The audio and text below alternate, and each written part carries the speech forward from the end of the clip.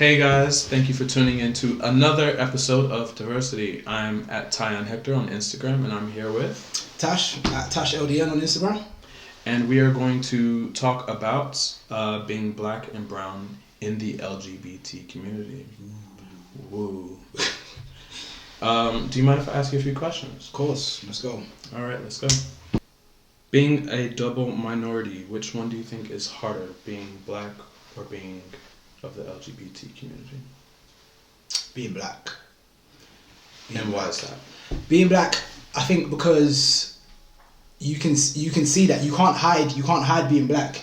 I'm sure you know. I think from my experience at least, like the difference between being part of the LGBT community and being black, I think it just comes down to what people's perceptions are. Like people would sooner see you for your colour than they would see you for your sexuality or who you like, you know. And so I guess in that respect, I guess just off surface value, face value, yeah, like being of the black minority is definitely harder because you run into the.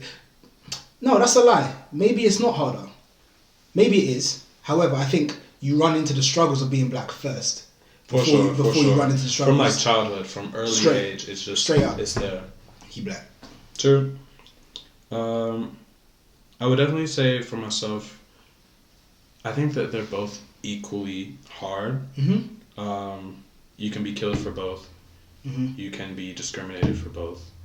I think that I'm going to have to relate to you in that sense. I do think being black is harder because it goes down to like financial things and like privileges that you might not have. For real. Just based on the color of your skin. Unfortunately, even in being black, you have colorism that comes into play. Whereas someone might prefer someone of a lighter shade or a darker shade. Generally a lighter shade, and that's kind of something that we have to deal with within our own community. But I do think that I will say that being black is probably harder than being gay. Same. So that's question number one. Question number two is the black and brown culture generally accepting of your gayness? Are your African roots, are the people that you see as peers, people that you see in your family, are they accepting of being black? Of being gay? It depends because I think, I mean, obviously I can speak from my experience, but then I mean the general experience is, well, no, not really. Like, and I think obviously you can probably relate somewhat as well, like just how different the I guess acceptance levels in the LGBT community are, and I guess in the Western world versus the acceptance levels in the black and brown communities, you know, especially when you divide the black and brown communities between black and brown, you know, like, so say for example someone from the West Indies or the Caribbean and Africa versus someone who's brown from like India or the Middle East, or for example, you know, someone who's from Kuwait or Dubai, you know, just there's so many different levels of acceptance, and I think generally speaking, no, like I don't think so. What I would say is that in coming from London, being in an urban landscape, there is a profound level of acceptance, which I think is great, but outside of that, I still think there's a long way to go. I think. Sure. Yeah, I think so. I think because London is such a cosmopolitan city, you'll meet people from all walks of life. So in that sense, I think in London, it's you know, people accept you for just who you are. But when you go into these like pockets of culture, when you come into these, if you go down the street, I was saying earlier, like if you go to Woolwich High Street and you're around loads of African aunties and uncles, and you ask them, do you accept me for being gay? The general consensus will probably be no. But what I would add to that though, is that even within the acceptance levels of London, there's still pockets in there where it's not, like you say, like take Woolwich High Street for example, there's still pockets in there that you can't ask that, you wouldn't even think about asking. You wouldn't know, you wouldn't feel comfortable enough. Because you know, like it's like, well, why would I even bring that to that kind of table? But then equally, it's funny because I saw something online on Instagram a couple of weeks back with an artist, I can't remember his name. It's coming to me, but I can't remember his name. And he was like he was a rapper from the streets who was basically rapping about openly being gay.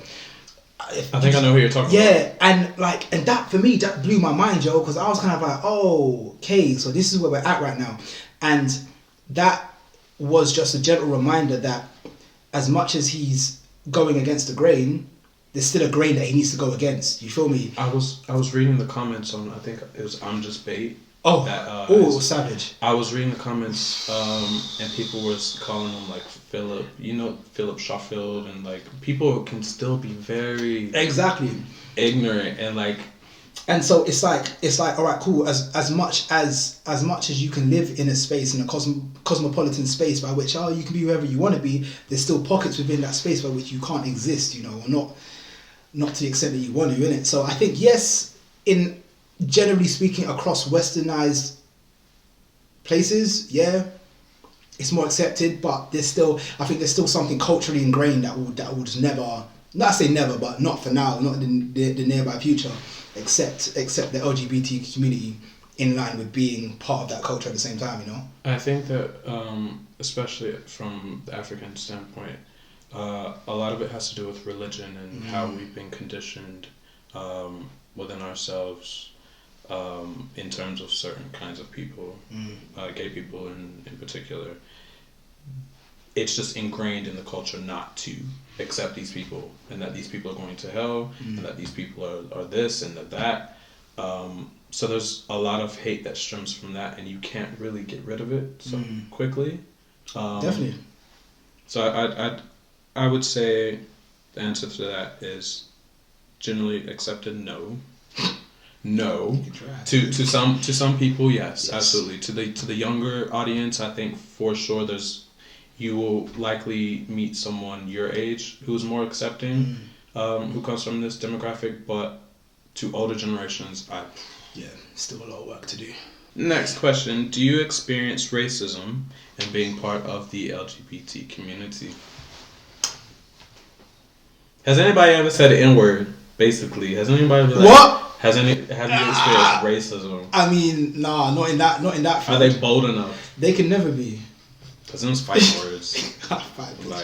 Nah, look, it's tough, because the reason why that question is tough is because and the conversation we was having earlier on is where and how I identify with that label, and I tend not to identify with the LGBTQ label just because there's a lot of connotations that come along with it that don't apply to me. And so I think it's important that we're having this conversation, just to go on a tangent slightly, because I think there's a lot of people like myself, like yourself, who don't necessarily apply to, the checklist of the LGBT community, but yet still are a part of it. You feel me? Yeah. And so in terms of like racism within that field, I don't think I have experienced racism, but what I have experienced is, I guess, something that some might call a privilege in some respects, but then some others might call a fetish in another respect, where people would be attracted to, people from that community would be attracted to me based off the fact that I am black, and only off the fact that I'm black. At least from what I know. Nothing else. It's just like he's black, so he fits the bill. And you've seen it. You see it on the apps. You see it on people's profiles. You see it in the flesh, where say for example, like gay guys or gay girls will only go for a certain demographic or a certain color of person, and then it becomes this thing like, well, why? But do you know, where does the line draw that something is a preference versus something is a fetish? Well, do you want to... In terms of race. Okay, so preference over fetish. I think preference is one thing. If you prefer Coke to 7-Up, you're not going to not drink 7-Up. You just prefer Coke. Yeah. If it's a fetish for me, when it's exclusively that color or that type of person or that whatever it is, whatever feature it is about them that you like, that for me is when it becomes an issue. And I think that's something that I've experienced myself, loosely, but I think I know for a fact I'm not the only one. Can't be. Take that for free. No, for sure. Is it important to have queer people of color spaces, for example, Black Pride and Urban World? Do you think it's important that we have these separate kind of spaces? Yes. Absolutely. Yes, definitely. I think if I was being completely objective, there might be an argument that, oh well, why do you guys need a specific space for yourself, or why, all of this kind of like segregation, borderline racism or anti-racism, whatever you want to call it. There might be that conversation or that argument that would refer to, I guess, a privilege in having a space like that. But at the same time, I think they're important. First and foremost, because urban world is lit. Urban world is lit. First and foremost, but then secondly, like obviously, like based on when we was talking earlier on, like just the idea of going into normal spaces and feeling excluded, going into normal spaces and feeling like you're outnumbered, going into normal spaces and feeling like you're not accepted or you're accepted up until the point where you say or do the wrong thing, you know. And that for me is where it becomes a bit like, all right, cool, well, if you guys ain't gonna accept me for who I am, how I am, where I am, then there comes to a point where you have to start making your own spaces. And I think Urban World and Black Pride are perfect examples of that.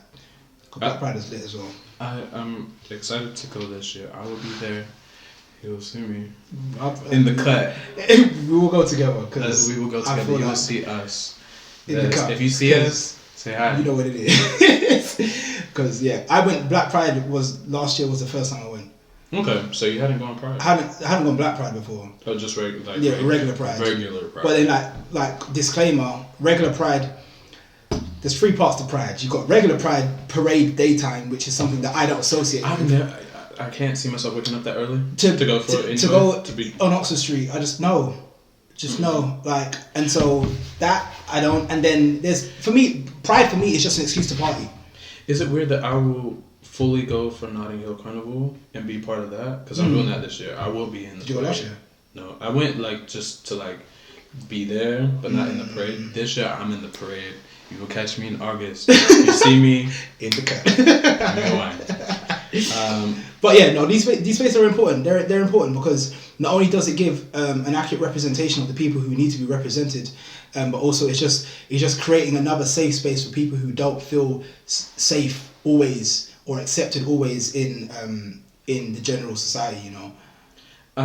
I agree. I think there needs to be a place where we feel that we are not a minority, where we feel like we're at home. There's a place for us, no matter what demographic you come from within, the brown, black, Asian, Native American, anywhere, and if you fit anywhere in the spectrum of the LGBT, I think there needs to be a space for us to just conglomerate and kind of just have to our own. I don't mind white people being there. I said that earlier. It's great. Come, Susan and Becky, and Tom and Toby. Come. It's great. I don't mind you being there, but I need a space exclusively marketed as, black, brown, people of color, queer. And rightfully so, because every other space is not marketed that way. So and who do we see there? Well, yeah, exactly. So. Give me my space. I need my space. For real. I agree. I totally agree. In some countries, acts of homosexuality are a serious crime. Does this put you off from the destination? For example, Dubai, Uganda? No. You're going to go on vacation to Uganda, really? Sorry, you killed me. The reason why you killed me is because I wouldn't put Uganda as a holiday destination, period. I'm sorry. If anyone is Ugandan, I'm sorry. Oh, my days. But Dubai is lit. And Dubai is lit. I haven't been Dubai. It's so nice. It's like, have you been? Yes. Oh yeah, you was there recently. I went there in November, and I was living my best straight lifestyle. Yo, if you saw the pics, I will post them. I've already posted. You already posted them. Follow me. Yo, no, it's lit. But I don't think so. I don't think it would put me off. I think it kind of really ties back into, and I think a lot of the questions you're going to ask me, and you have asked me, tie back into my personal positioning on where I sit within or not within the LGBTQ community. And so because first and foremost, I'm not one of those people that you can't easily identify as being part of that community. I guess, I don't want to say I'm privileged in some senses, but there's certain rules and certain things that are a part of that community that just simply don't apply to me. And so traveling I'd have to abide by those rules, because first and foremost, in terms of public displays of affection, you don't do them. I don't do that anyway, And so They're going fun. to Dubai, they are fun. But what? It just depends on where you at. Well, yeah, you gotta exactly. be smart. If you're going to Dubai, I say go to Dubai. Go live your life. Go see these places. But don't make out. If you know you can make out in London and you know you can't in Dubai, don't do it. And this is, I think this is the thing. I think all it really comes down to is respect. I think it's about understanding and respecting the position and the space that you're going into. Because if you're gonna, the same way you wouldn't go into, I can't think of an example right now, but you wouldn't go into certain spaces and not understand what space you're going into. So if you're going into Dubai and you are part of the LGBTQ community and you are going with your same-sex counterpart, then don't be publicly displaying your affection, because you know the rules. You know the rules. Time for jail. Like, not in that part of the world. Hell no. Look, no. I didn't tell you guys what happened to me in the Dubai airport. So I got there and they thought I had drugs. I had I don't know if you remember. I had the thing with your head, yeah. I had cornrows. Oh yeah. And, I think that they racially stereotyped me as someone who might have drugs. I swear. What, in the cornrows or like? No, just they saw my appearance and was like, oh, he looks like someone who might sell drugs or be trying to bring drugs into this country. And I was like, so they stopped me. They asked to check my bags and they're like, do you do drugs? And I was like, no. And they were like, okay, do you do CBD oil? I don't know. They were very specific. And I was like, well, yeah, I have some at home in London. And they're like, okay, well, we're going to need to search your bags even further. Searched my bags, found nothing. And then they wanted to do a body search in Dubai at the airport. And I was like, I went with it because I'm trying to get into the country. Oh, it's on your way in? It was on my way in. Oh, shit. So, they fully... I had a strip search. I took off my clothes in front of 2 guards in this private little booth thing, and I was like, "Are you guys really just trying to see me naked?" That's what made me. I was like, why do you really want for me to strip? I don't understand. So I stripped down. Then they asked me. This is the embarrassing bit. They asked me to spread my butt, spread my cheeks.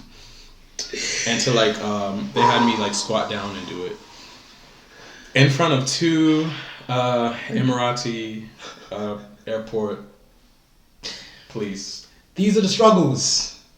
So when you ask that first question about is it worse to be or worse or is it more of a struggle being black or being part of the LGBTQ community, there's your answer. There's your answer, folks. It's harder being black. Yeah, because it's in some scenarios I do think that you can really see that black people have it worse off regardless. Oh, definitely. There's too much evidence. For me, it was more of an interesting story to tell afterwards. I'm gay. I don't care if a guy see me naked. If I was straight, that probably would have really bothered me. But I didn't. I really didn't care. It more so affected me in the sense that why did they think I had drugs? Yeah. That was kind of what the fuck. But I do think in terms of whether or not you want to go to a destination based off if they accept you, don't go to places that to play devil's advocate, don't go to places that you feel like you have to hide something in yourself. If it's that important to you, and it should be in some scenarios, don't go if they don't accept you for who you are and for how you are, how you look. Don't go. Straight. Don't give them your tourist dollars. Don't fund the tourist campaign. And more importantly, don't play yourself. Don't play yourself. Don't play yourself. Why would you put yourself in a position where you're at a disadvantage? To say, I think it's. I'm glad you gave the examples of something somewhere like Uganda versus somewhere like Dubai, because you think, oh, Dubai, yeah, of course you want to go to Dubai, but then you automatically know not to go to Uganda if for example that is your position, and equally certain parts of Jamaica or a lot of parts of Jamaica or the West Indies in general or just certain parts of the world in general. Don't play yourself. It's just you're shooting yourself in the foot at that point. Really, it's if there's any inkling that you might be caught in trouble, just don't go.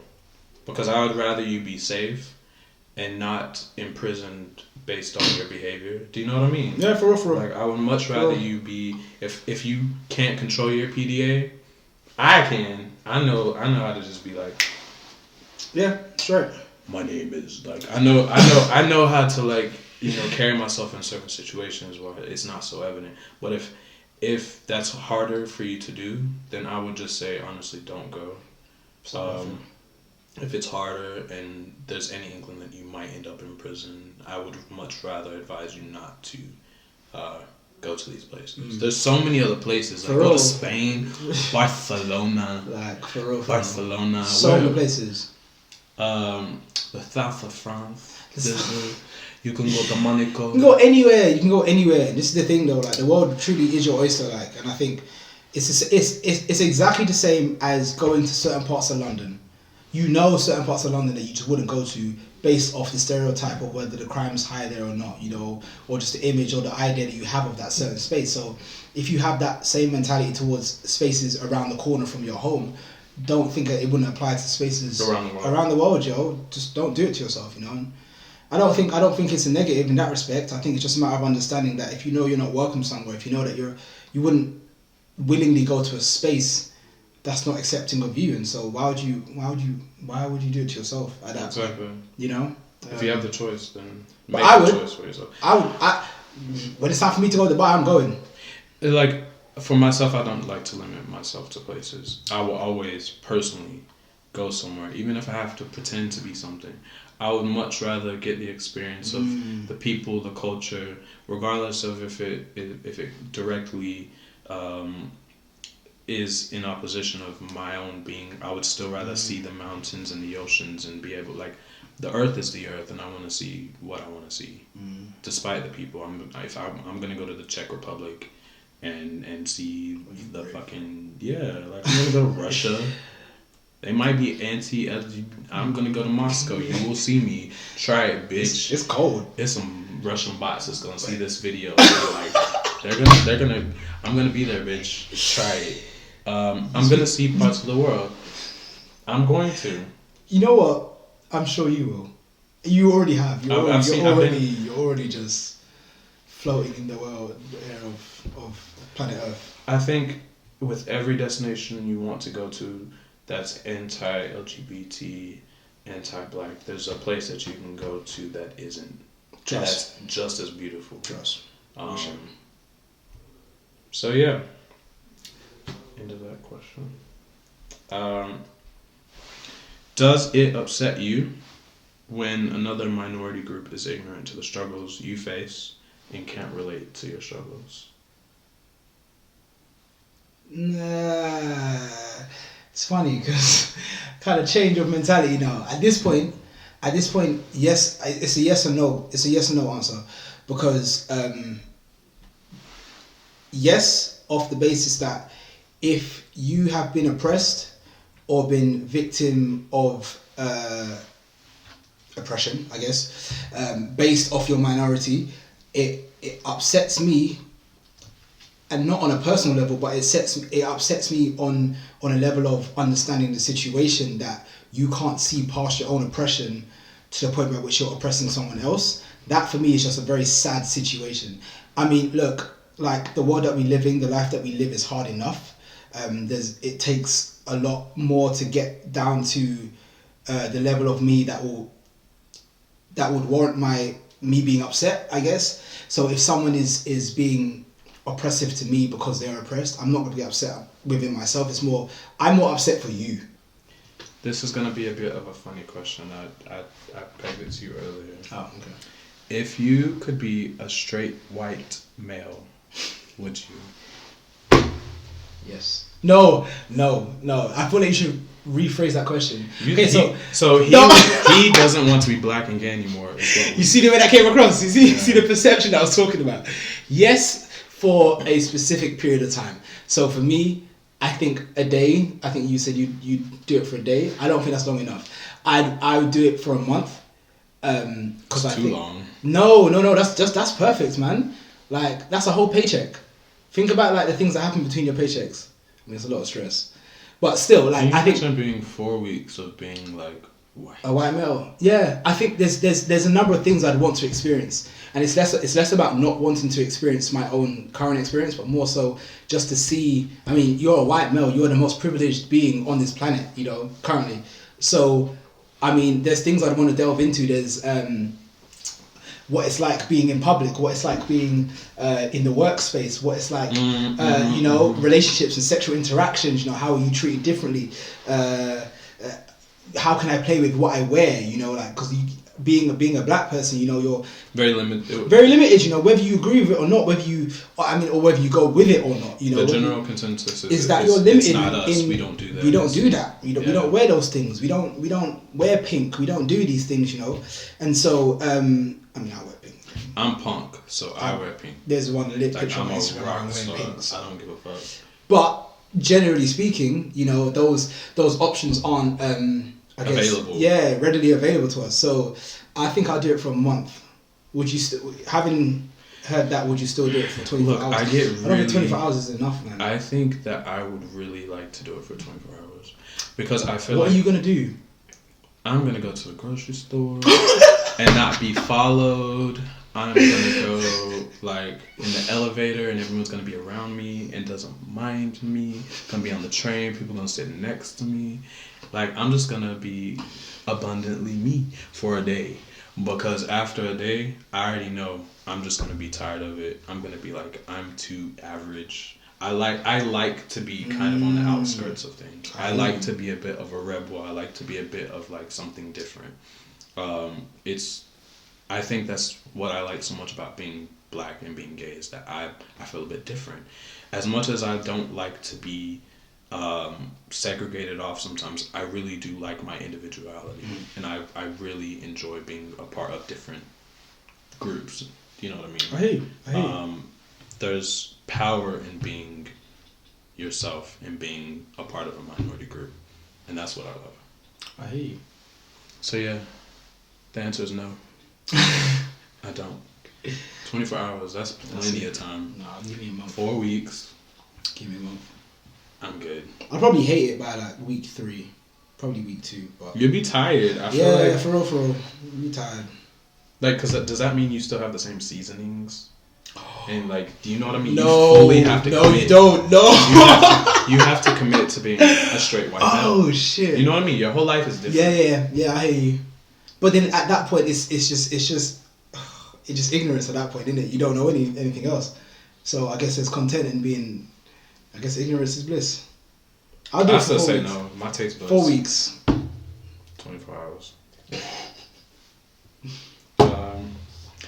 And I think that will be all for today. I really appreciate you coming. No, thank you. I appreciate you stopping by for this special episode of Differcity. I need a song. You need a theme tune. I need to get my vocals right. But I'll eventually come with it. Guys, stay tuned. Wait on it. It's coming. But thank you again, Tash. No, thank you. Plug yourself again.